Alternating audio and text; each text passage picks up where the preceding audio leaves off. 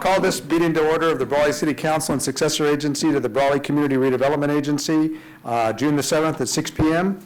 And roll call. Minutes will reflect all the council members are present. Mr. Hamby is present by Zoom. Okay, thank you very much. Invocation, Mr. Hamby. Councilmember Hickle.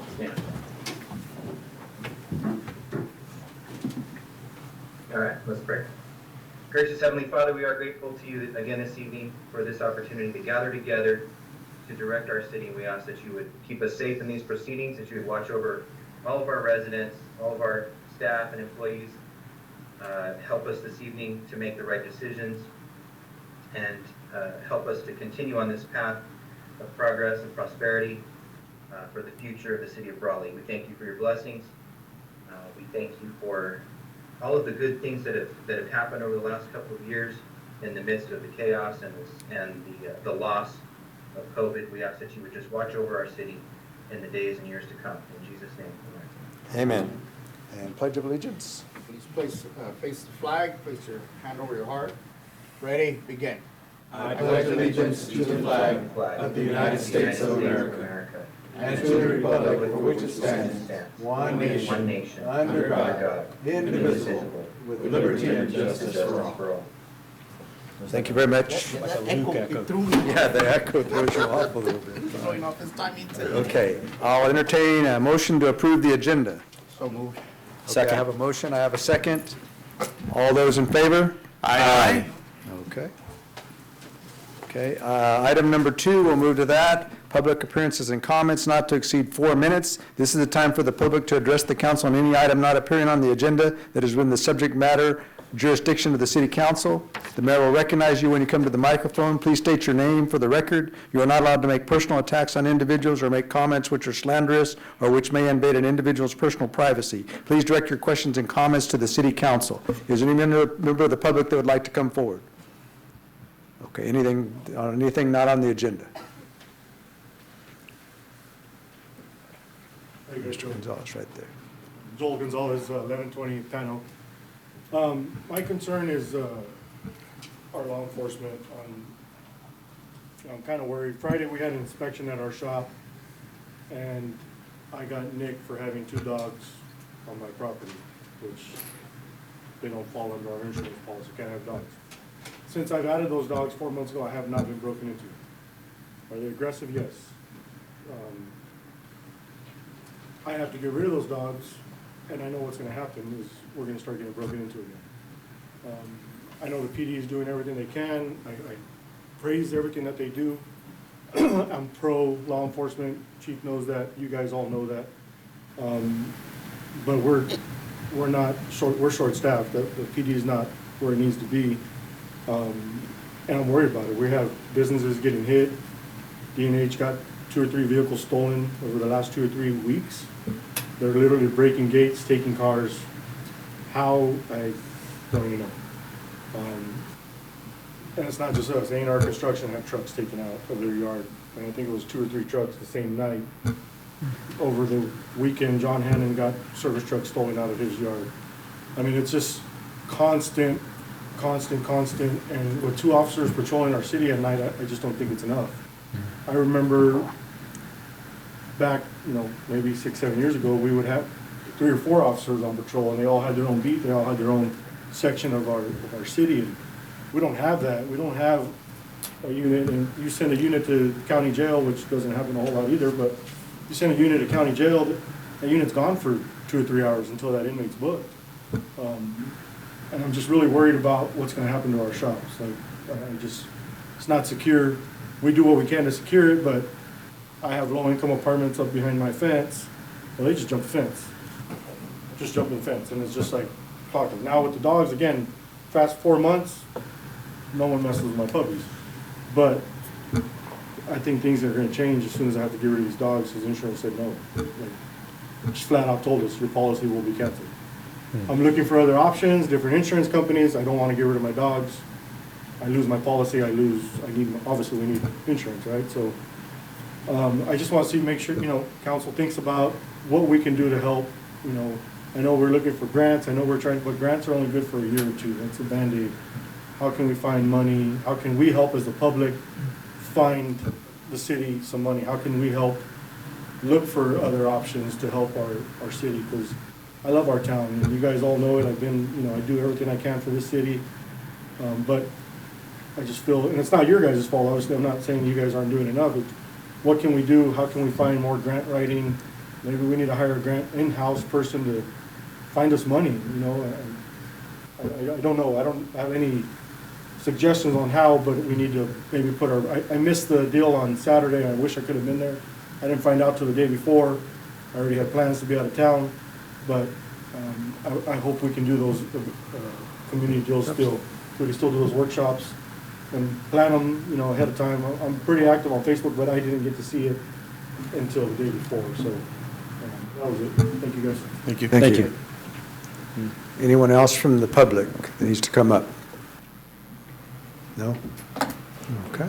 Okay, I believe that we have an introduction that the chief is going to do today. So, Chief, why don't you come up?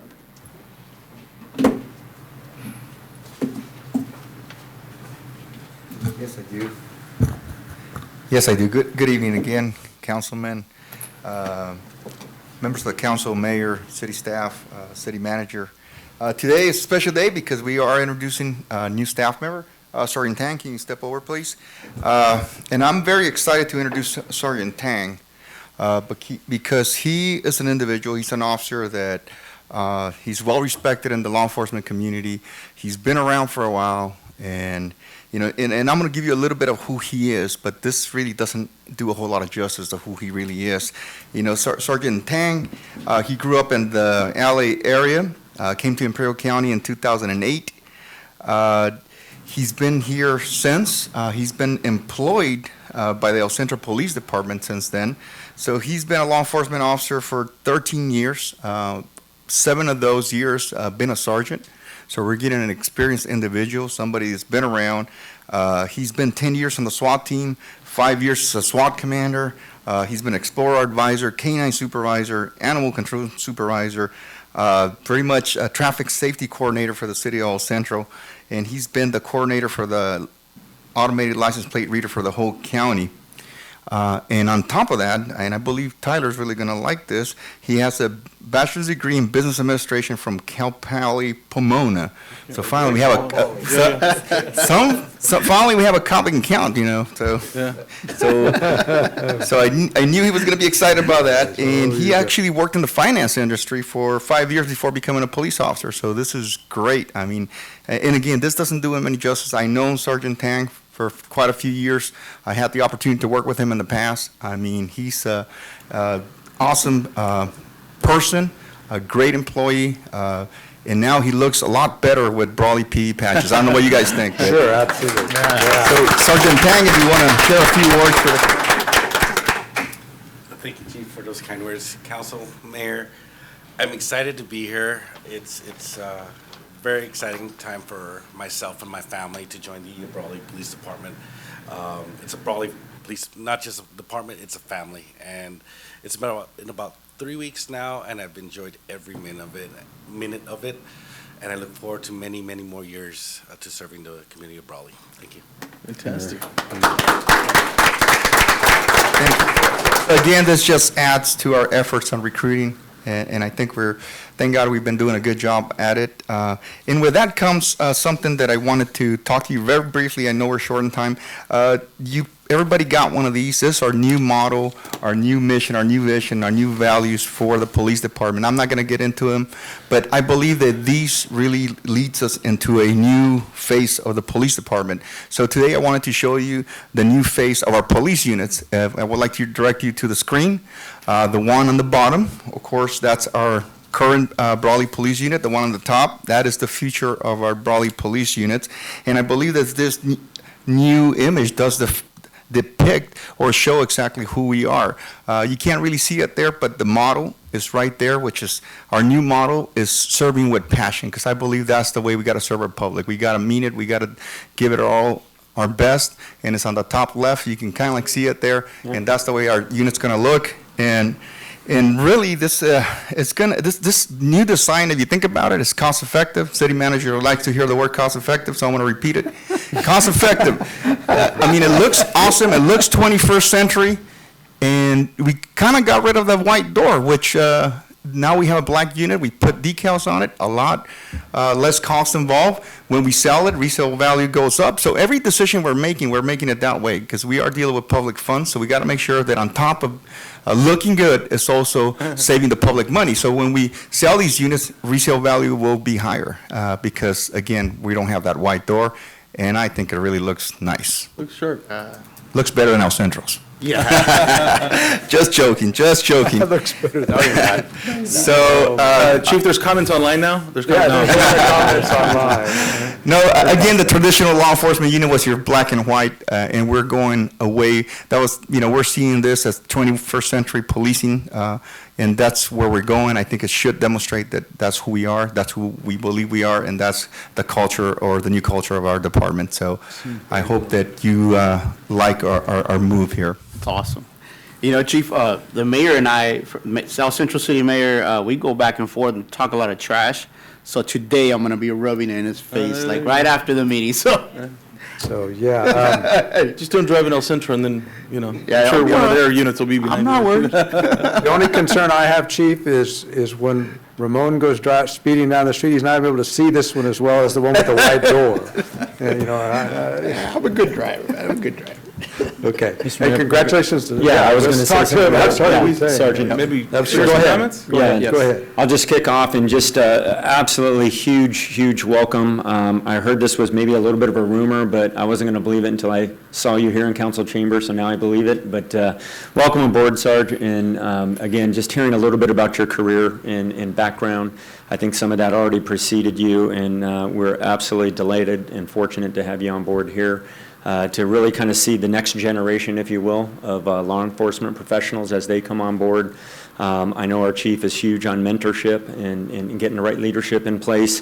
We tout that almost every council meeting in almost every department, how important that is. So you're absolutely part of a winning team, but what a great addition. And Chief, well done. Thank you. Yeah, welcome aboard, Sergeant, and make sure let's get a picture together. I want to make sure to post it on We Love El Centro tonight. So, welcome aboard. Congratulations and welcome aboard. Look forward to seeing out there driving around on patrol, everything. I've been watching the police department pretty much the last few weeks, and they've been doing a lot of stuff out there. There's been a lot of things going on. I've seen them make a couple of arrests, very professional, very well done. I've seen them respond to a lot of different calls, and I think they're doing a great job. And it's great to have you as an asset there in the department. Sergeant Tank, congratulations to you and your family. And, I know Chief Duran has been doing a very, very good job in recruiting and building a team. I appreciate what you said, that you've been here for 3 weeks and it feels like family, so certainly appreciate that very much. I also am impressed with your background, so that's great. You're a great addition to the city of Brawley. And I've also heard good things about you from members of the staff in El Centro. So I welcome you to Brawley. Congratulations to you and your family, and I know you're going to do great things. Great team, and you're part of not just a great department, but really a great team overall here in the city of Brawley. So congratulations and thank you. And Councilmember Hamby, would you like to comment also? Is he there? I'm here. Okay. Yeah, I was honored to be able to attend the swearing in of Sergeant Tang at the EOC, and it was touching to see his family there and to see how welcoming the family at the police department is. So we're happy to have you on board. Really glad to hear that those 3 weeks have been a dream come true for you, because it certainly is for the police department and for the city of Brawley. So welcome aboard. Okay. Thank you very much. Round of applause. Okay. Any other public comments? No? Okay, then we'll move forward to the item number 3, the consent agenda. And I'll entertain a motion. Mr. Mayor, I'll go ahead and make a motion to approve the consent agenda as published. I'll second the motion. I have a second. Okay, all those in favor? Aye. Aye. Those opposed? Okay. Motion carries. Okay, so now we'll move to item number 4, city manager report. Yeah, thank you, Mayor. I will shorten it up a bit due to the length of the agenda, but I did want to comment on two items. One specifically to the community workshop this Saturday. Mr. Gonzalez comments, that is exactly what we talked about this weekend, and I understand, yeah, that you were out of town, but we plan to have more of those. It was a great event. I thank the other Mr. Gonzalez for showing up and participating, and staff. Staff did a wonderful job, and we talked exactly about what you were on your comments. So we hope to move forward on those, plenty more of those where you have the opportunity to pitch in. Thank you. And then lastly, public service announcement, the grocery outlet grand opening that was scheduled for this Thursday, next Thursday, the 15th, has been moved to June 23rd. Okay. And that's all for now. Thank you. Thank you. Okay. June 23rd, okay. Okay, we'll go to item number 5, regular business. Item 5A is discussion and potential action to approve contract amendment number 2 for citywide tree maintenance services with West Coast Arborist for an additional year not to exceed $30,000, and authorize the city manager to execute the amendment presented by Rachel Fonseca, Parks and Recreation Manager. Good Rachel? evening, members of the council. Rachel Fonseca, Parks and Recreation Manager. So council approved an agreement with WCA, or West Coast Arborist, last year for tree trimming services. The agreement is set to expire this month on June 30th, 2022. West Coast Arborist has helped Parks and Rec with tree trimming that is done in preparation for events and for overall tree maintenance, and this has greatly improved tree safety, tree aesthetics, and staff's efficiency. So staff is requesting approval of an amendment for the $30,000 to continue using West Coast Arborist in the upcoming 22-23 fiscal year, and West Coast Arborist is on Zoom for any questions you may have. Okay. Any questions from the council? Any questions from the public? If not, I'll entertain a motion. Mr. Mayor, I'll make a motion to approve item 5A. Okay. I have a motion. Second. I have a second. All those in favor? Aye. Those opposed? Okay. Thank you. Approved. Thank you. Okay, item 5B is discussion and potential action to adopt resolution of the City Council of the City of Brawley, California, to incorporate a list of projects funded by SB 1, the Road Repair and Accountability Act, presented by Guillermo Sillas, Public Works Director, City Engineer. Guillermo? Good evening, Mayor, members of the council. Guillermo Sillas, Public Works Director. This item is to include a resolution for a list of projects that will be eligible to receive funds from SB1 money. And in this particular case is for C Street, that it is from First Street to Imperial Avenue. It will be bundled with other streets that we have in the queue from previous year's funds. But in this particular case is the approval of this project to be able to be reported and executed with SB1 funds. Okay. I think I've read through that. It looks like the one street's impacted, and so that looks like a good project to me. I mean, I can't see. Yes, it's a highly used street that goes to Brawley Union High School and other locations, and it's in very bad shape. You can almost remove the gravel that is lost from the asphalt. You know, it's piled on certain areas that requires maintenance. Okay. As many other streets, of course. Okay. I'll entertain a motion. I'll make a motion. Okay. Do I have a second? I'll second. Okay. I have a motion and a second. All those in favor? Aye. Aye. Those opposed? Okay, carried. Okay, item 5C, discussion and potential action to authorize amendment number 1 to the agreement with STC Traffic Incorporated to provide professional engineering services for design and construction management for traffic signal synchronization and intelligent transportation systems project in the amount not to exceed $195,000, and authorize the city manager to execute all documentation in relation to the agreement presented by Mr. Sillas. Yes, as you may recall, some months ago, council approved an evaluation of the traffic signals from along Main Street pretty much, and also from Main Street along 8th Street from Main to B Street. This project, it is for the consultant to prepare design plans and provide construction management services to update and upgrade and repair, rehabilitate whatever it needs for the signals to be modernized, working properly, and be able to be synchronized. So pretty much we will be able to play with the lights Of course, that somebody that is certified needs to do that, but we will have the ability to do that. And this approval, it is for that contract to this company, STC, that they did the evaluation and they will be doing the design. They also help us to prepare the application for ICTC to be able to obtain a grant in the amount of $700,000, what we already secured. So in order to use that money, so we need to have this design, submit the approval to be able to use those funds. And then I will come back later on for construction. Additionally, let me tell you that these projects, it will include, of course, the construction. It will include the installation of conduits along Main Street from First Street to Best Road.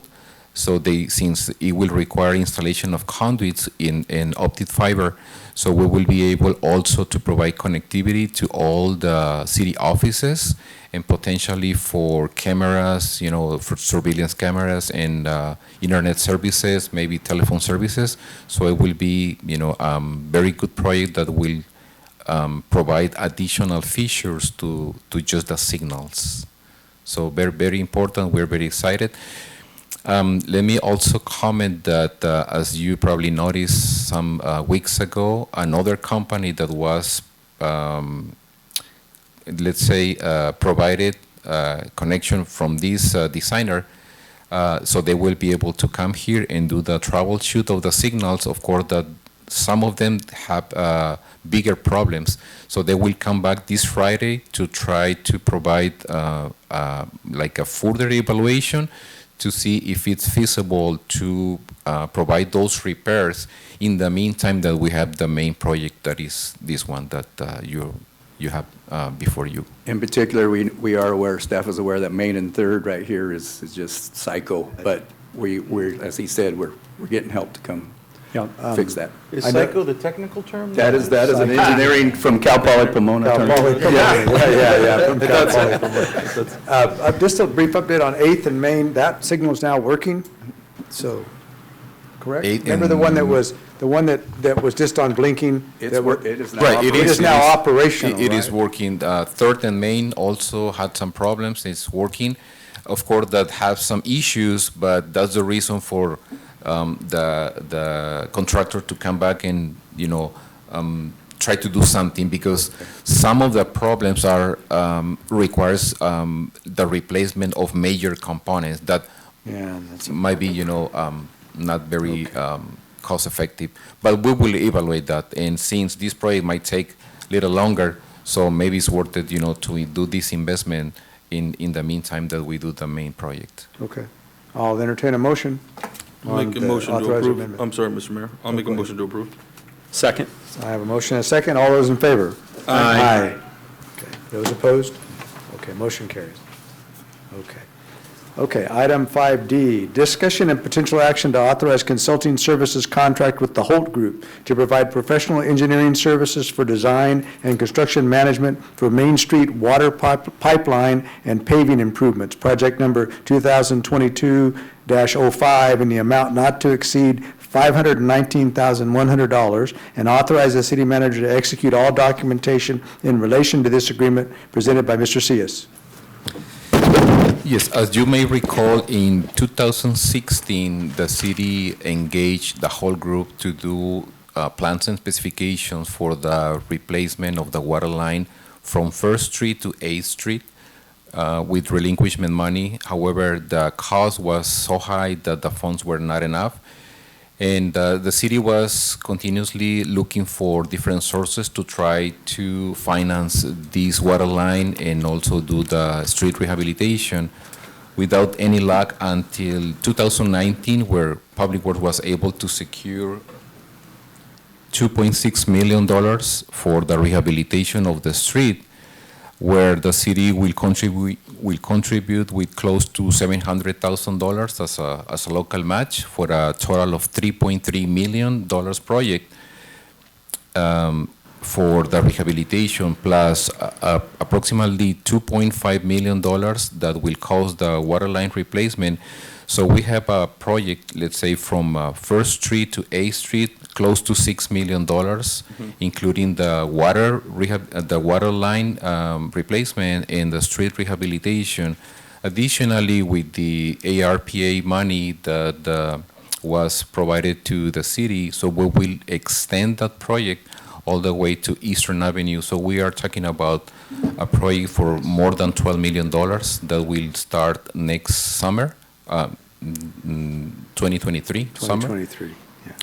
This item that is before council tonight is to engage again whole group, which they have all the plans, the files, and everything that they did from 2016. So it will be more cost effective for them to update the project that they already did and do the extension all the way to Eastern Avenue to prepare plan specifications and construction management, because it will require a lot of coordination with businesses, traffic control and everything.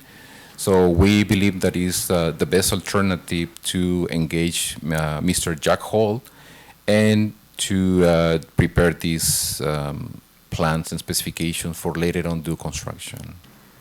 Okay. I think the public is really looking forward to this, 2023. I hope we can pull this off and get this all done. I'll entertain a motion. Yeah, I'll go ahead and make a motion also, just with a comment, Mr. Mayor. I just wanted to say, long time coming, a lot of work. This has been years in the running. So, again, appreciate the work thus far, Guillermo, for you and your team in packaging this and getting it to this point. So, excited about moving forward. I'll make a motion. Okay, do I have a second? I'll second. Go ahead. Okay. Who was that? Councilmember Castro. Okay. Any further comment? Just real quick, since ARPA funds are tied to this project, we're under a deadline. It will. So we have to get Yes, it done. Okay. I'm all for it. Okay, so let's have a motion and a second. All those in favor? Aye. Aye. Those opposed? Okay, motion carries. Okay. Item 5E, discussion and potential action to approve Ordinance 2022, establishing installation of four-way stop signs at the intersections of First Street with D Street and with E Street, presented by Guillermo Sillas, Public Works Director, City Engineer. Yes, as you might recall, there was residents concerned about speeding vehicles along First Street between A Street and Main Street. With that, the Traffic Safety Committee had a meeting regarding this, and police department was checking records to see how many accidents, events, or conflicts along that section. And the Traffic Safety Committee came to the conclusion that the best alternative will be to install stop signs as proposed on First Street and D Street and E Street, that is on the intersection of Abe Gonzalez Park. And that's what we are asking for your approval in a resolution to be able to amend the ordinance and to install stop signs on those intersections. Okay. We didn't consider that it was appropriate to stop vehicles at every single intersection as requested, so that it is the most benefit stopping the vehicles at the locations proposed. It was the input from different departments based on records and also experience and people that knows that the traffic at different hours. Okay. Yep. Okay. I also would like to just comment that at the street, C Street and North First, we have some problems there with parking with an apartment complex on the corner. It's the northeast corner. I believe it's a traffic hazard, and I also believe it could be a safety hazard for children walking and people crossing that street. They park all the way up to the curb almost with pickup trucks, a long line there. And I think we need to maybe an easy fix would be possibly look into that, but look and see if you could paint part of that curb red, and then maybe the police could take further action, like writing some tickets if necessary. Hopefully people would just see the red and wouldn't park there, wouldn't have a need for tickets. I'm concerned about the people being able to park, but I'm also concerned about teenagers driving from the high school, little kids walking there and everything, and it's kind of a busy street. And so I'm concerned a little bit. I've had some members of the public raised that issue with me. So if you could take a look at that, Guillermo, that would be Yes, great. sure. For clarification, sorry if I'm interrupting. Yes.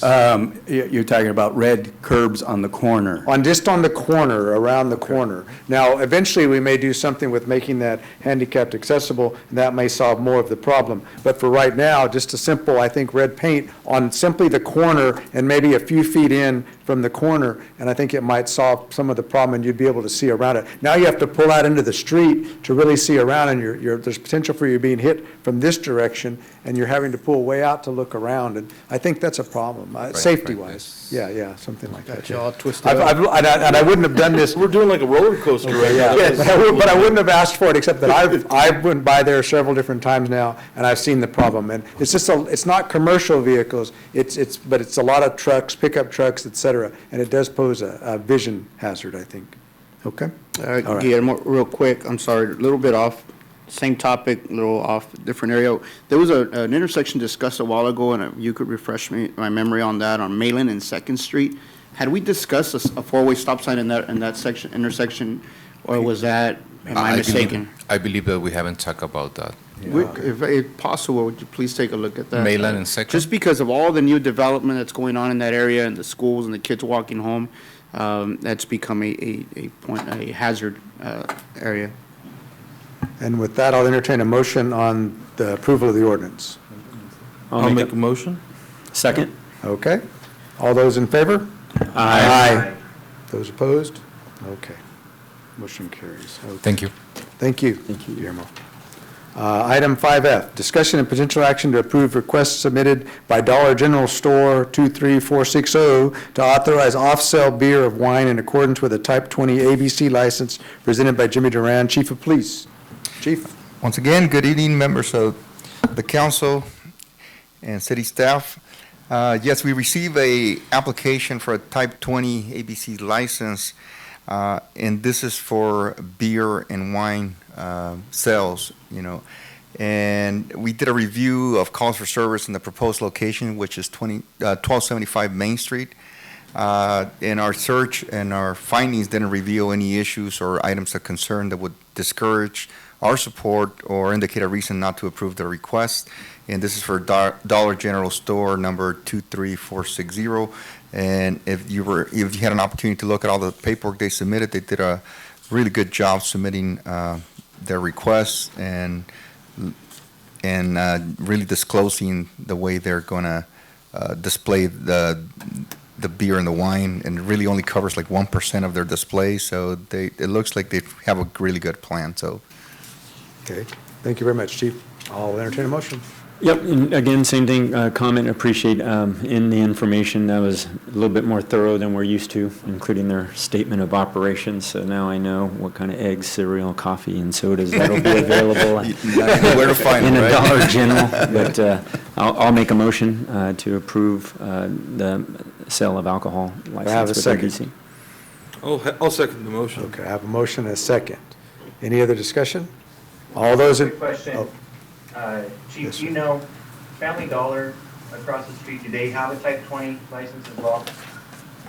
Family Dollar, I have a list of all the stores and places that have Type 20 or Type 21 in our city, which totals at this point 35. I do not see their name here, unless it hasn't been updated. One second, you said Dollar Tree? No, Family. Family Dollar. I don't believe they sell alcohol. No, as far as the list that I have, this was updated as of April, because that's what we have access through ABC, unless something else fell through, but this is the list that I have. Yeah, typically you don't see it at those type of stores, but. I think Dollar Tree did request afterwards, right? Was it Dollar Tree, or was it? Family? Dollar Tree, located at 283 Main Street, does have one as Right, of yeah. August 15 of Yeah. 2012. I There's remember also they another store that asked for Good it memory. late after they had opened, yeah. There are, I think, a couple of other stores over in that area that have an off sale, if I'm not mistaken. I mean, Yes, I'm close to that. plenty of them. I'm showing 1117 Main Street having one, 1198 Main Street, so that should be pretty close. Yeah, within a block. Those are the two that I see that are really near that proposed location. Okay. Thank you, Chief. Okay, so let's vote. All those in favor? Aye. Those opposed? Nay. Okay, we have one nay. Motion carries. Thank you, Chief. Okay. Thank you. Thank you, Chief. Okay, item 5G, discussion and potential action to approve resolution of the City Council of the City of Brawley, California to comply with CalPERS exception to the 180-day wait period and appointment of retired annuitant Shirley Benias as extra help for appointing to the position of Personnel and Risk Management Administrator, presented by Tyler Salcido, City Manager. So after 14 long dedicated years, Shirley has decided to ride off into the sunset effective, I think, June 27th. At the next council meeting on the 21st, we'll do a proper presentation for the retirement under the public comment section. We have onboarded as of today, right, Shirley, an HR manager to fill the role. She has accepted, but I'm not sure that she's notified her employer yet, so I don't want to announce. But what this does is allows Shirley to come in and help with all the vast knowledge that she has on an on-call type basis. It's required a resolution per CalPERS. Any questions from council? I have no question. I'll go and make a motion, yeah, and I know we'll have proper congratulations, but this starts the process, so I'll make a motion with a congratulations this year. Yeah. Okay. I'll second that. Okay, wow. From All right, the I heavens. have a motion. Let there be That's a good light. sign right I there. have a motion and a second. Okay. All those in favor? Aye. Those opposed? Okay. Motion carries. Okay. And then let's go down to the next item, item 5H, discussion and potential action to approve the resolution of the City Council of the City of Brawley, California, to notify CalPERS of the need to retain Gordon Geist in the interim development services position presented by Shirley Benias, Personnel and Risk Management Administrator. For now. Shirley, thanks for now. Good evening, council, staff. Shirley Benias, Personnel and Risk Management Administrator. Mr. Gase was brought back after his retirement of December 31st, 2021, under what was an executive order from the governor due to COVID, that the 180-day waiting period was waived. That has now been reinstated by the governor, and so Gordon is now currently okay until June 30th. After June 30th, the council needs to make a grant a motion of some sort. I did it via resolution that says we want to continue to retain Gordon's expertise, especially with the annexations the city's looking at and other planning matters that really require his extensive knowledge. This document, with your approval tonight, will do exactly that and will be sent off to CalPERS. Okay. Any questions, council? Just one quick comment is Okay. that as it relates to annexations, those are all paid by the developer, his services, so. Okay. A flow through, Sounds so. good. Mr. Okay. Mayor, I'll make a motion to approve. I have a motion. Do I have a second? Second? I have a second. Okay. Motion and a second. All those in favor? Aye. Those opposed? Okay. Motion carries. Thank you. Okay. Thank you. Thank you, Shirley. Okay, item 5I, discussion and potential direction to staff for the formation of a community safety task force presented by Councilmember Ramon Castro. All right, You're can right. I do it from here? Do I have to get up there? Oh, you can do it from here, I believe. Thank you, Mr. Mayor. Very kind of you. As you guys know, recently there has been a wave, an uptick of crime, some gun violence, drug abuse, and mostly affecting our teenagers is something that always happens, right? Nothing new to our community or any other community. But we've seen an uptick, and I think one of the things that this council, since I've been on, I've seen and witnessed firsthand is that all of you are proactive and not reactive. And this is an attempt to be proactive, to address these issues and to help out our chief, because he's been busy doing a lot of work behind the scenes. But, as the old saying goes, it takes a village to raise a child, and I think that's where we're at right now. And I think that, I've received the calls, comments, and I've heard everyone. And so I'll just read it real quick. We want to be brief, right? The purpose of this Community Safety Task Force is to engage and collaborate with community partners to assist our city in directly addressing the most difficult issues facing our community. Today, And then, so obviously, the next part, I just spoke about that, but public input is welcome and encouraged. Changes can and will be made to this, including the name, and this guidance here is, following comes from the United States Department of Justice Community Policing Directive. And it just, for those who can't see, and there's some handouts there as well, it just basically talks about all the different layers of government that it would be, kind of part of this task force, right? We build it, we put a mission together, we execute, and then eventually this would be, broken up, right? But once we've established a system so that all these different agencies work together and that there's oversight through the city council, government agencies, educational institutions, community members, nonprofit service providers, private businesses, and whatnot. So if you guys read some of the more, it's scanning the objectives of this phase are to identify problems, determine the nature and seriousness of problems. Sorry, my computer likes to glitch a little. This can include incidents in the public that concern citizens and law enforcement. The community will identify and prioritize their concerns. Analysis, this phase is understanding the dynamics of the problems in our community. This can include trends in crime such as locations, times, responses, and overall cause and effect. It should also include certain information about victims, offenders, and any other related information, relevant information.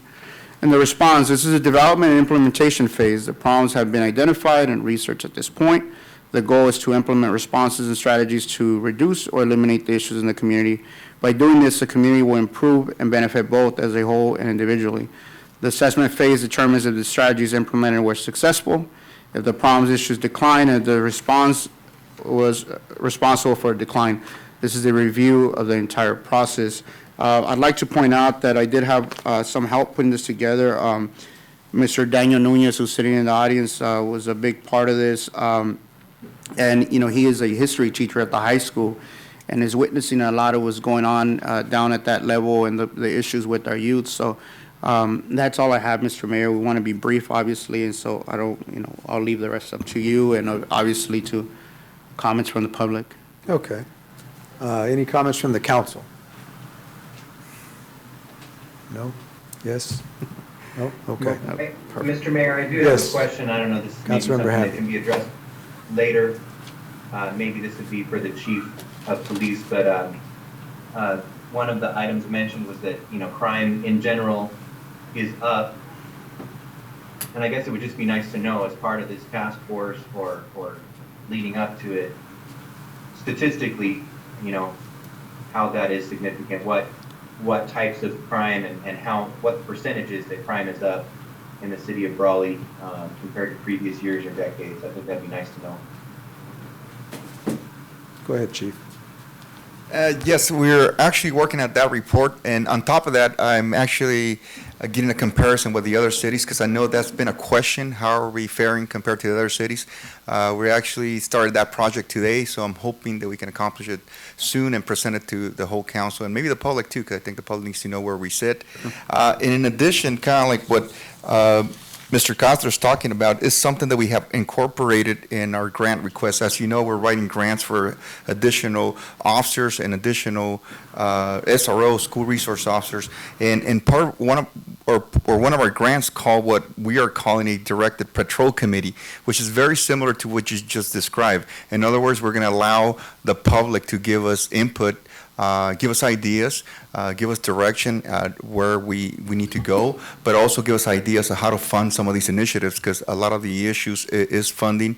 There's so many things that we would like to do from the patrol perspective to help our youth, but unfortunately at this time we are a little bit limited by our resources. And part of that, what we're calling a directed patrol committee is part of that, finding, not only pointing the problems, but also finding solutions together. Okay. I also received a call from our assembly member's office pointing out that there are funds through Prop 47, I believe, that directly pertain to what we're trying to do with this. And they saw the item on the agenda, and they figured that this could somehow apply, and obviously the city could qualify for those funds as well. We'll look into it. We'll look into it, sir. Thank you. And I think what you're looking for today is direction to the staff to start the process. You'll be talking to them. I'm sure the council members will be talking to them individually. I think it's something that the staff can set up, but I also think it needs a real good buy-in by each of the council members or people that they know in the community that might serve on this type of task force. I think we've had something similar in the past, and I think this is something that we could probably certainly look into and further, and it might help the police department in terms of their responsibilities, their duties, if you had this task force out there commenting on different things. A lot of the new things that we're developing, it'd be neat to get the word out through a group like this, and hopefully we can have some positive come of this. I think right now what you're looking for is the ability to form or begin to form this task force or whatever we want to call it. It may be a citizens committee, it may be a task force. The name could be subject to change, but I think that's really what you're looking for right now. And I don't think there's a need for a vote on this. I think it's just direction to staff and from the council that they're all in kind of in favor of this action. Yeah, and I'm not opposed to another organization leading this. If it wants to be the school district or whatever, we just have to get everyone in the room. Look, the timing is perfect. We're going into summer break. I think it's a great opportunity for everyone to get together. What did you call it? Herding the cats in the room. Just bring everyone in, getting them together. I obviously have a collaboration and ideas of how we can all participate and how we can make this community better and safer for our children. And then perhaps we can start to implement some of these ideas by the time school starts. It also may be helpful based upon some of the things we're seeing around the country right now. This could be a helpful thing for us to kind of take a look at, and maybe school safety, some of the other issues that we're talking about, maybe get some input from the schools, which I know we already do. We already meet with them on a regular basis. We already have some school resource officers, and we have all of that. But I'm thinking maybe there's some fresh ideas out there somebody might bring forward, and we can kind of like look and see what we're doing, and maybe let the council maybe be more aware of what's going on too. And then we can look at that. And then also the business people's concern about certain activities and certain things that they have available. Maybe we can do some advisories to businesses as to how we think they can improve their security, and then we can move from there. With a task force like this, we'll be able to have those people on board. There's certainly a lot to consider, and I appreciate your effort and energy. If you could simplify it for the public's benefit and for our benefit, like the purpose of the task force, how would you best do that? Just in a few sentences. Well, the first thing is bringing all these different layers of government into the room and see how we can collaborate. Obviously, there are different things that everyone's doing, right? And we're all sometimes running around doing our own thing, trying to make things better. I think that it would bring everyone together, and in a united effort, we can move in the same direction. So that's just, resources, whatever we have and whatever we can do to work together. I think that's the idea ultimately. And so this is still forming. Right now it's very fluid. And so even the name of the committee still isn't permanent, right? So the point is right now, recognize that we have a problem, bring everyone in the room, and let's start doing something and be proactive instead of reactive. And so we know how that works, right? We start going after, we have too many issues. And I think there's a lot that, not just the city of Brawley, but I'm sure the school district is doing to help prevent a lot of these things. PD obviously has made a tremendous amount of improvement and huge strides in that department over the past many months. And so I think there's a lot that is already taking place, not just within the PD, but even in fire and within different departments, Parks and Rec and other things, and so engaging the community, engaging kids, trying to get them away from many of these things. But I know that the school district as well is working on that, so that's good. I mean, I just wanted to make sure that I was clear too on what the purpose was and making sure that it's not necessarily duplicating anything, but it sounds like it's just making sure that the resources and the intelligence is shared. I think that's very important too. Yes, just for the public knowledge as well, and just to even go over some of the stuff that we went over on Saturday. We have been talking to the schools even before all these incidents. It's been about probably 8 months that we've been working together. We are working on a standardized response for critical incidents, and not just for the high school, but for every school in our city, including the county school that is run by ICOE, and we're taking it to the next level, even working with the nonprofits who run private schools, because a lot of times we leave them behind, we don't think about them. So we are taking that approach. We are taking a proactive approach of trying to do more, trying to get officers as best we can, of course, giving our resources out to the schools. We already did a few active shooter classes in some of the schools, so we've been proactive about that. And as you know, we are trying to fund a gun detection canine, which is going to really be an asset for our schools, in addition to the canine that we are currently training, which is a narcotic detection dog. In addition to our task force that's also been doing some training. Actually, we had already scheduled training in the schools through our task force for the summer, because that's when we can actually use the schools. And part of this is getting all our officers familiarized with all the schools. And again, this was already going before everything that happened. Yeah, so I think it's just going to add to what we have here. Including the gun firing software that you're. Yes, right? So that's- we're hoping that by the first week of July. So these are a lot of things that we are doing proactively to make our community better. I'm sorry. No, Go ahead. I just want to say, like, Chime yeah, in. the chief, we've had long discussions about this over months, right? Going back and forth, and it's obviously a huge concern of mine. But one component that's missing there is early intervention. And so I would like for us to take an active approach to be there and help these kids out before we have to arrest them, before we have to put them into the system. And so I think that that's something we can do if we work together. And so that's the one component that I felt was missing through either mentorship or sponsorships or programs. I mean, what does it cost now for a kid to play Pop Warner football, right? I mean, it's ridiculous. And so, these youth, disadvantaged youth, don't even have that opportunity anymore. When I played Pop Warner football, I think it was $23 and a set of cleats. That's not the case anymore. And so those are the issues we need to address. It's not that long ago, so I see people laughing over it. Anyways, so that's what I'm getting at. So that early on intervention so that we can help these youth, obviously stay out of trouble. And so, anyways, that's it. Sorry.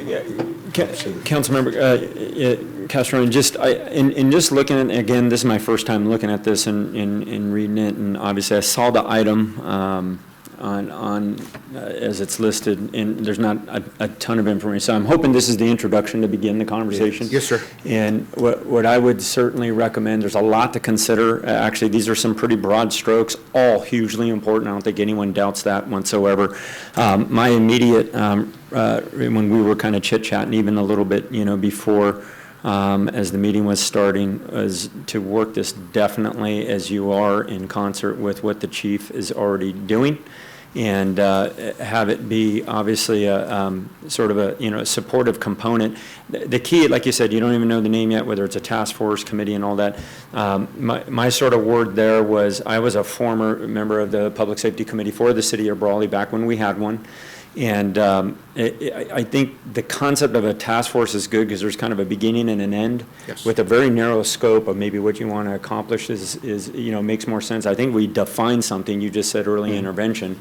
That keeps it really focused and narrow. The problem with broad is then that's the tendency where, let's face facts, we're part of government, it becomes very bureaucratic, nothing gets done, right? So I that would be my suggestion, and maybe if, maybe direction, if we come together here for staff would be much more to consider here. How can we be a supportive, component? Maybe we can narrow the scope. I would be more than happy also to, kind of volunteer. I know 3 of us can't meet, but 2 of us can, maybe with staff, and help define this a little bit more. Maybe you And I'm volunteering myself, so. That would be great. To jump in You've got that law enforcement experience. I was about to mention, bring that to the table. in public safety, not just even from law enforcement, obviously from, clinical, medical, fire, rescue, all the above. So I'd be very happy to, do that and see what we can contribute and come up with something maybe very well defined. Yes, It's a great start. Yeah, Thank you. Appreciate it. And I think that's what it is, really, it's a start, and Yeah. I think we can move forward from there. Okay, question, Councilmember Wharton. The time frame of that last committee, I'm sure personnel might know, but for my reference, so I can start looking, and what years are we talking about for the public safety? I was trying to figure that out, but I Okay. mean, this would have been like the O's, like 08, like 09, like, right in maybe there. 20 Does that years sound ago, about right? 20 You were on council. 20 I think it Mayor was Pro Tem. even before then. Ryan, that you I were think on. our supervisor was, Ryan Kelly's the one that I think maybe started that, or was it in existence before that? You know, that was early on, so that must have been like 2008, 2007. Right around there. Maybe is what around I'm that thinking. time. Yeah. 2009. Thank you. So just so I'm clear on what our direction is, what I'm hearing is that staff set up some time to meet with Councilmember Castro and Wharton to further this along and bring back something to the Yes. council. That would be good. That will be We'll both fine. have a 10 next week. Perfect. Yeah, next week will be good. That'll be fine. I think Is that that will correct? work. Okay, thank That's you. the direction, I think, to staff, right? Okay. Any comments from the public? Do we have anything online, anything coming in? No. Would you like to come? Yeah, come on. Name, rank, serial number. My name is Daniel Nunez. I know some of you. I've been teaching here in Brawley for about 6 years. First, I would just like to say thank you for even discussing this, for putting this out there for the public. This is a great first step. I talk with Mr. Castro frequently, and I just kind of express my frustrations that I see. So just to kind of give you some information, I started teaching at Del Rio. That was my first 2 years teaching, and then the last 4 years I've been teaching at Brawley Union High School. In the last 3 years alone, I've lost 3 students. It could either be former students or actual current students to either drug overdoses or gun violence, gang violence, including one over the Memorial break, or Memorial Day weekend. And these kids, they're range from 17 to 19, great students, great, I call them kids, but in reality, they're young adults. And that's kind of what started a lot of these conversations, just frustrated that these students or young people lost their lives at a very early age, and they didn't really get to experience a lot, which we're all experiencing today.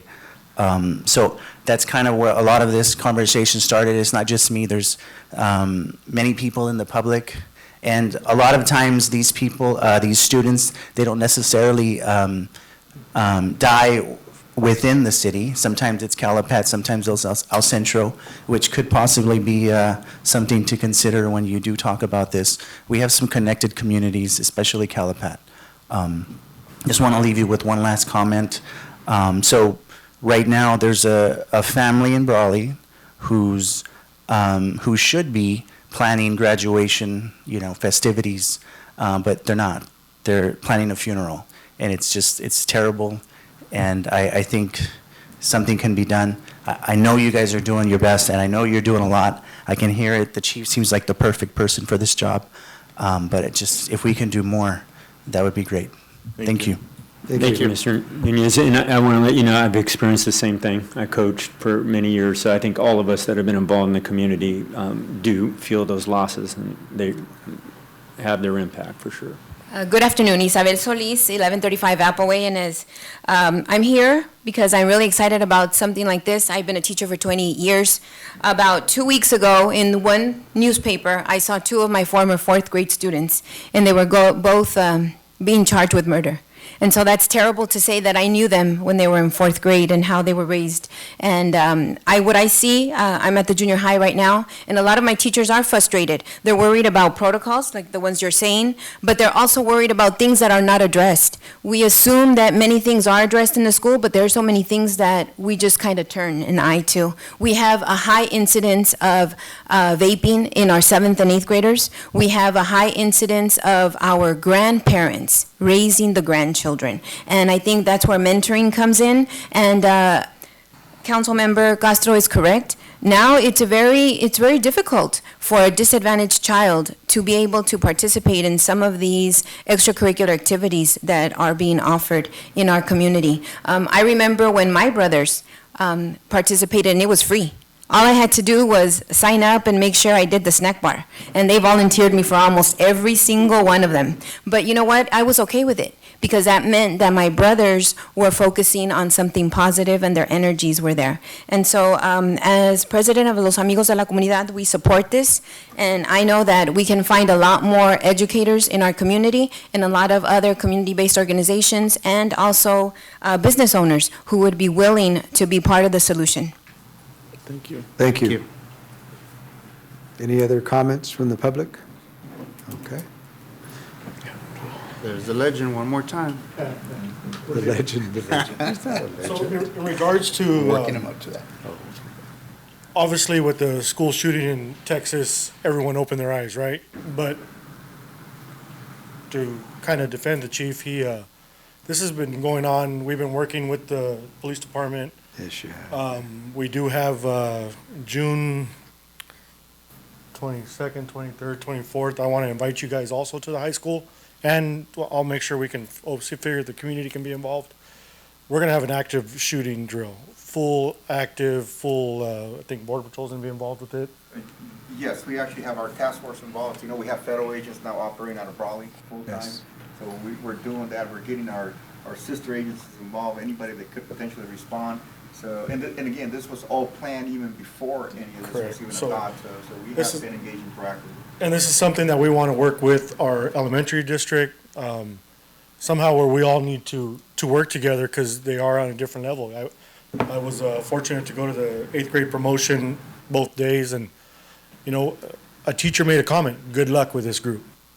And come on, these are our teachers. And it's kind of scary though, because it is a group that we're expecting that we don't know, you know, the incoming freshmen. But this is something that it's happening. It's real. There's shootings going on. El Centro just had one. Brawley just had one not too long ago, and they're kids. They're not grown-ups doing it. They're kids. Regards to the task force, I think we just need to be really careful on how that's formed. I like the idea of it. I know Brawley used to have combat. Yeah. You know, we had one of the community members that passed away. He also ran that combat, and that was great. But I think times have changed, right? And we just got to be. I think a lot of homework needs to be done on that. But I'm supportive of it. But I just think we need to be super careful with how we do that. All right. Thank you. And let me be clear, the chief is doing an excellent job, I think, I think you get tired of hearing that from us, maybe, or maybe not. I don't think so. I don't think so. No, keep saying it again. No, he's doing an excellent job, but he does have limited resources, right? And like I said, it takes a village, and it's just another component, and it's that one, you know, just jumping in early, mentorships, or whatever it is. That's all I'm getting at. Chief, you're doing a fantastic job. I've said this over and over. We want to help. No, and if I just may add, because I truly believe that mentorship programs are needed in our community, and the way we can do it is through school resource officers. So I think this would be a good way of really revealing what our plan is. If our grants go through, which I'm hoping they do go, we're getting a lot of support letters from different, we got one from a congressman, we're getting different support letters for that, and our plan is to have 5 school resource officers here in the city. And again, we've been talking about this for a year now, because the idea is to not just put the enforcement component there. I'm more interested on the mentoring component, where we can actually link them through other programs, we can link them through other nonprofits, so we can also do follow-ups when they don't show up to school, and we can go and talk to the parents. But unfortunately, with the amount of manpower that we have now, it's impossible for us to do that. Yeah. But we are looking, you know, even to like our PAL.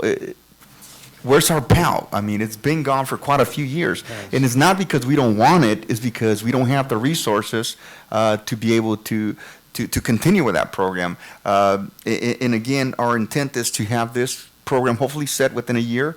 That is, if these grants go through, and I believe it's going to help us go to where we need to be. And if you look at it, this program it's going to take us to the next level, because no other city has or even thought about doing something like what we're doing. I think we are really pushing the envelope here, saying we want 5 resource officers. Why? Because it's needed, and once we arm them with additional resources, I think we can get this job done. And again, we definitely want the community input. And again, that's why what we are calling, it's a directed patrol committee. And that's kind of like, that's even, I'm reading the language from our grant here. That's pretty much what we're calling it. It's kind of like very similar to what we're discussing here, because we want input, but not just input, but we want also people to come up with solutions. So, thank you. Got it. I can hear the excitement in your voice, Chief. You can't even say it fast enough. You know what I mean? You know, that's good. Great job. Thank you, Chief. Thank you, everybody. And like I say, it's a start, so let's move this forward, and we'll see where we go. Very good. All right. Thank you. Okay. Next item. Item 5J, discussion and potential action to adopt a resolution of the City Council of the City of Brawley, California, declaring an emergency, ratifying action taken by the city manager, and approving the emergency repair of Brawley Fire Engine 3914, and that's presented by Deputy Chief. our Deputy Chief Fire Marshal. Yeah. Hi, Mr. Mayor, members of the board. Yes, so before you probably have already a package, a staff report that mentions about the needs for repairs for this fire engine that suffered this catastrophic damage. So we're just seeking adoption for this resolution, hopefully. Okay. Mr. Mayor, make a motion to approve. Okay. Look at a motion. Second? Do I have a second? Second. Second. I have a second. All those in favor? Aye.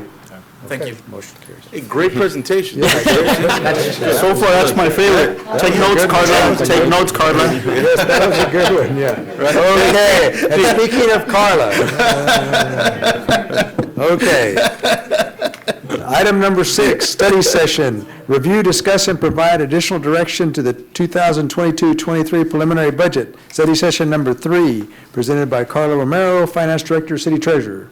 You're up, Carla. Thank you. Well, my document's only 145 pages, All right. not a big deal, right? You're over an hour, right? So we have had 2 previous budget study sessions, one on May the 3rd and another on May 17th. And those are labeled as your proposed 1 budget within the study session material tonight. And then any updates are in the proposed 2 column. And then to the far right, you'll see a variance, which just tells you what has changed between the first 2 budget study sessions. So I'm really only going to focus on those changes. I won't reiterate everything that we talked about the first 2 study sessions. Of course, I can answer any questions that you may have on those documents. But really the focus tonight is just what has changed and has been updated since then, so that we can be ready to approve our budget at the next council meeting on June the 21st. So we'll start off with the general fund. I apologize, I just realized that I didn't put the entire budget amount here, but its revenues are 19 million, and so our expenses for the general fund, a little over 19 million. What has changed is on the revenue side, we have increased the revenue slightly. I had mentioned during our first budget study session that I didn't anticipate any major changes. We did have our additional, RPTTF stands for Redevelopment Property Tax Trust Fund, monies that came in just about 2 weeks ago. They were a little bit higher this year than anticipated, so we're able to nudge those just slightly higher for next year. Those are related to the former redevelopment agency and the trickle-down effect that comes to the general fund from that property tax revenue. And the other one is a $10,000 developer reimbursement. As we're preparing this week's agenda and Gordon Gase's resolution came up, I realized that I hadn't put in the revenues associated with his potential return to the city to continue to support the annexation of Rancho Los Lagos. So those are the 2 revenue items. And then on the salary and benefit, we do have some adjustments, about $171,000. We all know we have a very high inflation rate, over 8%, I believe, at this point. And the cost of living increase for employees was scheduled to be 1.5% for next fiscal year. So what we are proposing and asking is that we double that to a 3% cost of living increase, not 8% inflation, but at least gets us a little bit closer there. It also includes 1 reclassification for a position. And then the temporary and part-time staffing, our governor has decided to amend the minimum wage increase again by another 50 cents. So come January, it will be $15.50, which again also puts pressure on us to increase our permanent salaries as well. And then within that, you also have Gordon Gase and Shirley Bonilla's returning to help the city. And that's where the bulk of that, $37,420. comes from. Operational expenses really derives from leases and vehicle leases that we didn't incorporate during the first study session. So, Carla, just to be clear for the public and council, these are changes since the last budget that we did, not from the original prior fiscal year. Right. Yep. Yes. Okay. And so then on the right there, the budget surplus that we had originally presented on May the 3rd for the general fund was $193,970. You see the additional revenue, the additional expenses, and our new budget surplus is at $15,220. I do have some minor trickle-in expenditures coming in, so when we adopt the budget, I'm expecting it to be closer between $5,000 to $10,000 surplus, but we're pretty close here to done. Okay. Any questions? If I could just comment, since it's been the theme for the night. Public safety, council has in the last 2 fiscal years, and this next one included, to the tune of almost $1 million to police and over 600,000 additional expenditures. So we are paying attention, and we are trying to do all we can to, as council directed, to fund as much as humanly possible with our limited resources. So I think it's important that we point that out, that it's, we're not just sitting out here. We are putting money into where it's needed. Yeah, absolutely. Absolutely. I think our earlier discussion was about leveraging additional community resources out there that can come together. But yeah, there's no question in that. And words do matter. So I was, a little bit on strat resources and limited funds. Everything's limited. But having said that, we've certainly invested in the last couple of years, but I think the key to it is to have the leadership that can take that investment and make things happen. So, Absolutely. I think we're getting the return. But The other 2 slides are not related to the general fund. These are all the other funds of the city. I have 1 slide for revenues and 1 for expenditures. Again, these are focused on only the changes since the last study session. This study session occurred on May the 17th. I'm only going to highlight the big one, the gas tax fund. The state of California always gives us preliminary projections come in January, and then they gave us amended ones with the May revise of the state budget, and they lowered the amount that they anticipate the city to receive for gas tax funds. You would think it would be higher because our gas prices are higher, but Buying less gas. people are buying less gas. This is tied to population. It could have also been that they over-projected what they anticipated each agency to get. And so we've adjusted that down according to the May revise that the state has provided. The capital projects, those are just changes in allocations of funding. We'll talk a little bit more about that on the next slide. And then I do anticipate some additional impact fees for fire development impact fees based on just current activity. Just a sort of side comment, really not related to the city, but it's interesting, the gas tax fund overestimated, gas prices have gone up. I wonder what that's done statewide, You figure those figures are way off, so that money's used for road improvement and everything else, so yeah. Yes, yeah, those are restricted funding for, yes, road improvements. Cool. Yeah, it was a shocker to me to see that. Yes. This next one, I'm sorry, it's a little busy. I try to color code it so that I could easily point your eye to the significant items. Those in orange are all associated with one another. They are changes in our CIP, our capital improvement program funding. And they total, at the end, an additional $115,000 for the traffic signal synchronization that was just approved tonight during one of the previous items. And then salary and benefits and vehicle leases, kind of the same concept that we talked about with the general fund. Those are all the ones that are not highlighted. And then the one in green there, if you recall, our risk management, our California Joint Powers Insurance Authority is giving us about $75,000 rebate for workers' comp kind of retro pay. And so we're looking to allocate about $50,000 of that this next year citywide to help with ergonomic furniture, avoid workers' comp claims, and that would be allocated just kind of based on request and approval by the city manager to the different departments. And those are the major items on this list. Just for. Oh, sorry, Go the ahead. green. Yes, that's Sorry, what I was missed going the to green comment one. on. I was going to comment on the green. Sorry, the green one is our one new position that we would like to add into next year's budget. It's for an environmental compliance operator. As we all know, we have a state unfunded mandate for organic waste recycling. We have already started those efforts, but we have limited resources to do that. And that is only going to intensify as the residential component comes on board in January. And so that position is funded from 4 different sources because they would be doing a variety of things and just overall environmental compliance, backflow compliance, water quality compliance. And so they're funded with 4 different sources of money. That position is garbage, just so you know. It will be dealing with garbage, yes. It's garbage. No, it's recycling. Oh, that's right. It's waste. It's solid waste. Solid waste. It's not garbage anymore. It's solid waste. Recycling. Yes. It's recycling, that's right. And, sorry.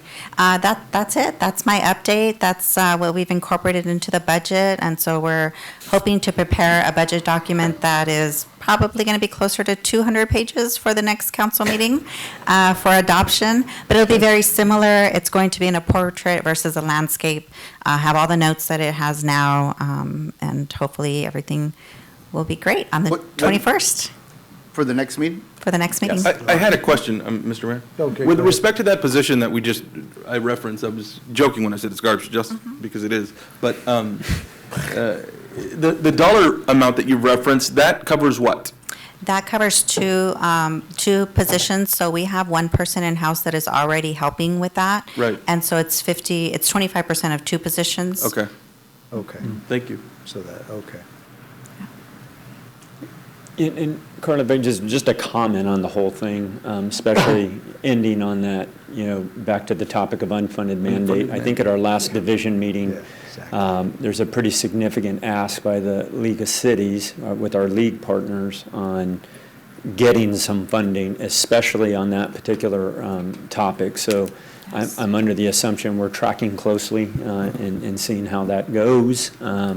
In terms of that budget request. And all of this is in reference to the fairly significant surplus that the state has currently. So even though we have the gas tax maybe being under, on the other side of that, I think sales tax and other taxes, property taxes are through the roof. And hopefully that, as much of that works its way into our local budgets are going to be pretty important. So anyways, just looking ahead, just making that comment from our last. And Mr. Mayor, I mean, we use the term unfunded mandate. Yes. Maybe the public isn't aware of what that means exactly, but that's just really a law that's been enacted and we're forced to follow it, and they provide no financial relief for us in order to do it. So we have to essentially bring on a new responsibility and pay for it. And so that's just, it's constant with the state of California where we do have unfunded mandates, and it gets much more expensive to operate the city of Brawley. Because with they're not limited resources. economists that actually legislate these laws. They're people that it sounds good in concept, but generally legislate well in into practice, it's much more expensive, number one. And number two, the other part of that is just, there's a compliance side where we get fined. Right. So they take money away from a poor community by fining us for things that they shouldn't have put in place to begin with. Right. But, So, and they don't consider rotting food outside in 115-degree weather, but hey, that's another thing. Combining the two previous comments, there's a huge surplus at the state level and a bunch of unfunded mandates. Have there been any propositions or any rumors of some of these positions or any of this money making its way to fund these unfunded mandates? I can talk on that briefly to both yours and Councilmember Wharton's points and question. The League of Cities is working real hard. I sit on some state committees with the League of Cities, and they have pushed the governor. But so far, he hasn't been real receptive to build that piece of it as far as money coming back for this, in particular, this SB 1383. But they're trying. I'll tell you, League of Cities, we're hammering. So, but at this point, maybe your connection with some of the congressmen and assembly members senators, whatever. Yeah. All of them, actually. We'll give it a So, shot. Yeah, Yeah, so, absolutely. Couple $1 billion ads. Okay. Yeah. Any other questions, any other comments? Anything from the public? No? Okay, then we'll move forward. Item number 7 Thank on you, our, Carla. thank you, Yeah. Carla. thank you. So Item number 7, our. If I could just. Go ahead. One real Yes, quick. yes, So on the next meeting, before you will be the final fiscal year 22-23 budget for your approval, based on all these study sessions. And I'd like to take the opportunity to thank Carla and all the department heads. It's a big task with this budget every year, so. Good work. On time and on budget. On time Yep. and balance. And your presentations are getting much, much, much better. That's. Well, the first one was tough. No, they're longer presentations. They're They're longer. just They're always shorter good. delivery. They're always You know, great. it's like- Yeah, no, That was they're great. 140 some pages. Yeah, good job. Okay, yes, thank you. Okay, moving right along to item number 7, informational reports, monthly staffing report for June 2022, presented by Shirley Benias. Does anybody have any questions for Shirley on this? Does she need to say anything? Okay, then we're good. Council has a question. We do, it is in your backup. Why did you look at Tyler? Because I wanted to see if he wanted to say anything. I already looked at her, but I looked at him, so I don't know. Okay, I got my marching orders earlier, before the meeting started. Item number 7, informational reports. 7B, update of City of Brawley declaration of local emergency as a result of the COVID-19 pandemic, presented by, I believe. No, it's thank you. Okay. It's information, in the package that we had spoke It's last time. attached. And moving forward, we won't be actually doing a presentation, it'll be attached in the. Okay. Unless there's a Okay. specific question from Sounds council. So that's the way we're going to proceed. Okay, anybody have any questions from council? No, sir. If not, okay, then we can move forward. I know that there are some outbreaks of COVID right now. It seems to have come maybe from the Mother's Day get-togethers and some other things. And I do want to caution everybody to be very careful out there. There are some that are happening, and I noticed. Yes, that is true. And I did read an article this morning from Cal Matters that it appears to be waning already. Okay, So, very good. And- positive news. Summertime, a lot of times will knock down the virus, so we anticipate that there will be some lower numbers come summer. As the heat's up, it tends to, because we have so much heat, it tends to have an effect on it, but we'll see how that goes. But there was an uptick, and now it's kind of maybe coming down a little bit, but, okay. All right, then we'll move forward to item number 8, city council member reports. And I'll go with Luke first, if he's still on the. Mr. Mayor, yeah, I'm going to just reserve my my comments for another meeting. I do want to apologize for not being there in person. I wound up with daddy duty tonight, and but I'm grateful for the fact that we have the opportunity, the ability to log in virtually for these meetings and not just have to be absent altogether. So thank you. Yes, right on. And we appreciate that, and the fact that you are on Zoom. We like to have everybody here, and certainly when you're on Zoom, you are here. So we're good. Okay. Councilmember Ward. Mr. Mayor, obviously it'll be brief. I already mentioned the California League of Cities Division meeting. That was at the Stockman's Club, and attended that with sitting at, I guess, kind of the head table there. And we did definitely have some special guests with the president of the league that attended, past president, obviously, from Imperial County with Cheryl Villegas Walker, and then we did have some representatives from the governor's office, hence referencing some of these unfunded mandates and relatively big asks. I think to the tune of close to $3 billion, something like that in that neighborhood, by the league, of the governor, of that surplus directly to come in and support our local governments and cities and municipalities. So the only other comment is our community budget workshop. Attended that with certainly my fellow council members, staff, our city leadership. I just thought it was a great experience, a great exercise for us. Certainly was there for the public and for the handful that did attend. It was not huge attendance, which we maybe anticipated potentially on a Saturday. Again, don't know, but we want that opportunity to be out there. So really want to extend my kudos to all of staff, and I know Carla and finance and our city manager, as well as our mayor pro tem, who always comes through with infrastructure, electronics, and audio-visual support. So thank you for helping to make all that happen. Well, it was But- staff. I just provided screens, so But, yeah, it was cool. but it was well done. It was well done. I think any of those, and I'll just leave my comment at this, you walk out learning always something new about not only where we are, where we've come from as a city from a budget perspective, but with some of the great ideas and support that did come from our community members, really reinforcing what are going to be some challenging topics. And this was revenue focused, so I want to make that very clear to the public again, which means it's pretty limited in terms of the creativity that you can come up with. Bottom line, it's going to take community support, so I think we'll be coming forward with some ideas in the future from that. So those are my comments, Mr. Mayor. Okay, thank you. Councilmember? Yes, sir. I'll be brief. Thank you so much. Yeah, once again, that community budget workshop was outstanding. I was grateful to be part of it. And Donnie, you did a great job. Councilmember Warren, great job facilitating, and our city manager and Carla kind of took over. You did a great job as well. I've been messing with you tonight. I'm sorry. It just happens to be. Anyways, I also attended. I was blessed to attend our state assembly Capitol a couple of weeks ago, where the Assembly presented AGR 19, which is a joint resolution, and basically presenting or stating the formal position of the state of California, asking the federal government to stop deporting veterans and bring all deported veterans home. Real neat experience, passed Assembly 59-0. I had never been part of anything like that. Super proud. And it's basically a follow-up to our work that we did last summer. This was presented by our Assembly member, Eduardo Garcia. He did a great job. I don't know if he lobbied behind the scenes or what, but the fact that it passed unanimously was a great sign of, bipartisan support, and I think we expect to have that going forward nationwide. That's all I have, Mr. Mayor. Thank you. Okay, thank you. Mayor Pro Tem. Well, let's see. Took part in the Memorial Day walk, and that was on Monday, the 30th, I believe, and so did that from Westmoreland. Do want to thank IV Transit, ICTC, always supportive with the transportation they have for the past few years now, so I do appreciate them very much.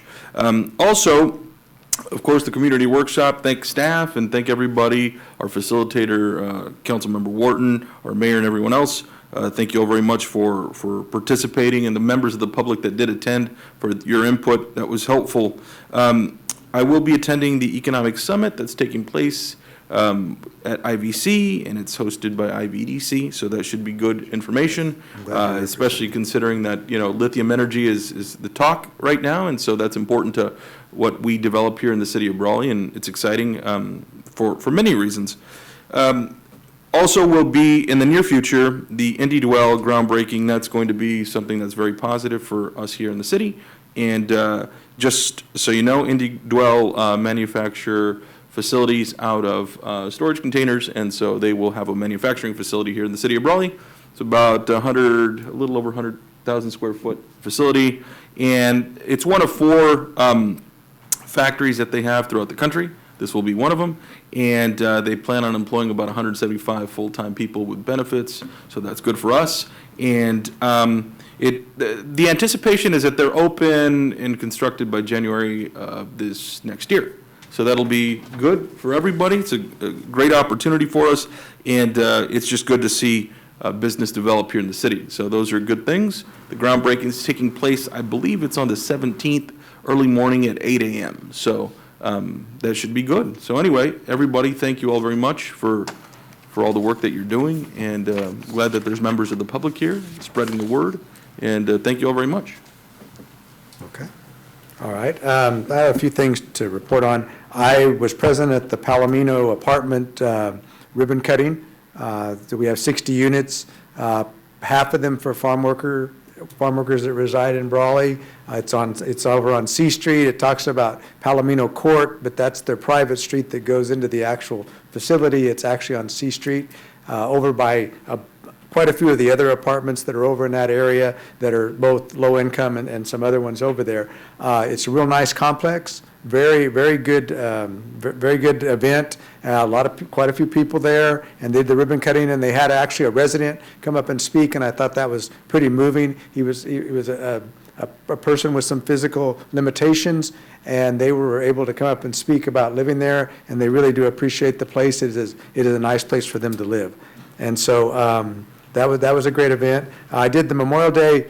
I actually came down in the morning, and some bicyclists came in from El Centro, a group of bicyclists, I think some of them veterans and some of them law enforcement or retired law enforcement, and they rode some bicycles down, and Sal Ortiz played taps early morning.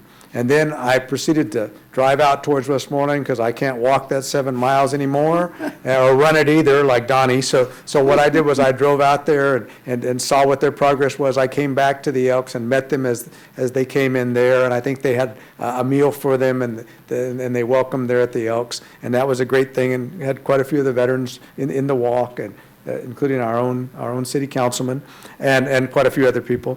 And so that was a good event. And then came back at 3 o'clock in the afternoon, and Sal came over to the Veterans Memorial Wall and also played taps on, it's called Taps Across America. So at 3 o'clock, everybody's time, they have all the trumpet players play taps. And it's a very moving ceremony. We had some of the public there and some veterans there, and it went really, really well. So, and hopefully we can do more maybe next Memorial Day. I think maybe we'll do some things out at the cemetery and do some things that we did not have this time. But certainly we did have some events, and I thought that was kind of neat. There were also events out on the highway, the cemetery out there, Memory Gardens, I think that is, and they did some events out there also. Yeah. Okay. And so City Workshop attended that on the Saturday, and League of Cities certainly attended that. And I'd like to thank the staff, the city staff, I think Shirley and Carla, who served as hostesses for that event, and they did a fine job of getting that set up and getting that going. And without their help, I don't know what we would have done, but it was a great event, and so I appreciate everybody that was there. Mm-hmm. And we had quite a group. I think we had I think it was around 57, something like that, people there, I think. And so it was a good group, and I think everybody that came in from outside. We also had Governor Newsom's representatives there, and I think that's important. I've seen more people from the state in this last 6 months down in the Imperial Valley than I've seen in the last 3 or 4 years. So, I mean, and maybe even in the last 10 years. Mm-hmm. And so that's an interesting concept. Mm-hmm. And I think maybe they're becoming more aware of us down here. Mm-hmm. Maybe we will get better responses from them. I think they don't really think about us until something's going on that they benefit by. But they are here, and I do appreciate that. That's election year, lithium. Yeah, lithium, everything else, yeah. And so I can see that. Like I stated before, I saw the police department out there doing their activities. I've seen the fire department out there with theirs, and all of the city staff. And I'm very proud of what we do, very pleased to see what they're doing, how professional everybody is, and it seems to be working out. And so, and I like the way the police department backs up each of the officers. They get, and you know, we had, in one event there during the day, we had 4 cars, and we had them helping with an arrest. And I thought, and I was able to view that, and I thought it was done very professionally, very safely, and even the arrestee was treated, you know, pretty well. I thought that they did what they needed to do in order to subdue him and handcuff him, and it went very well, and I thought it was a very good arrest. And so I just wanted people to know I'm out there looking all the time, and I'm watching what's going on. So, Mr. Mayor, you weren't the arrestee in that No, I was not. It was a gentleman on a bicycle, by the way. Gentleman on a bicycle, and they chased him down, and they caught him, yeah. Okay, and with that, I'll say thank you, and I appreciate everybody being here, and thank you for tuning in online and everything else. Thank you. Good job. Thank God for brevity. Close? Now we have, no, we're not done yet. We have city council member report. No, city attorney. Oh, I mean, I'm a city attorney report. We just finished I'm that. sorry. No report. Sorry, okay. And now we go to closed session.